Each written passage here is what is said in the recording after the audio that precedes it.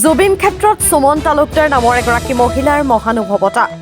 জুবিন ক্ষেত্ৰত এইগৰাকী মহিলাই জুবিন অনুৰাগীসকলক বিনামূলীয়াকৈ চাহ, লাডু, পিঠা, বিস্কুট যোগান ধৰি আহিছে।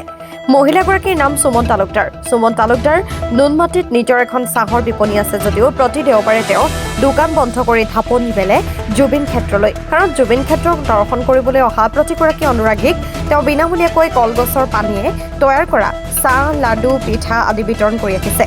বিনামূলীয়াকৈ চাহ বিতৰণ কৰাৰ লগতে তেওঁ জুবিন ক্ষেত্ৰখনৰ পৰিষ্কাৰ কৰাৰ কামটো নিয়োজিত হৈ আছে। তাই আহিয়ে থাকে, তাই আগতে ইয়াতে ডেইলি খুৱাইছিলে।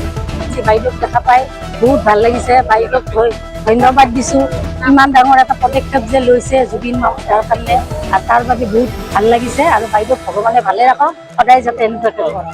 তাৰ পৰা মানুহক চাহ খুৱায়, তাই বহুত ভাল। মানুহক মাতি মাতি হ'লেও খুৱায়। ৰবিবাৰ লৈ আহোঁ আৰু কেতিয়াবা পাৰিলে আহোঁ প্ৰগ্ৰেম হ'লে। মানুহখিনিক খুৱাইছোঁ চাহখিনি। বেয়াও লাগে দেখিলে, কিছুমানে খাব নাপায়, চাহ তাহ কাৰণে ৰখি থাকে বা পানীৰ একোটো নাপায়। সেইকাৰণে সেইটো ভাবি কিনে মই চাহখিনি প্ৰত্যেক হেৰিতে আহিলে খুৱাম আৰু যেনেকৈ পাৰোঁ। এতিয়া এইটো কলগছৰ চাহ মোৰ নিজা হাতেদি বনোৱা, মোৰ নুনমাটিত দোকান আছে চাহৰ। কলগছৰ লাৰু, পিঠা চব পায়, চাহ, পকৰা এইখিনি আছে product. News desk report, Sonitpur live.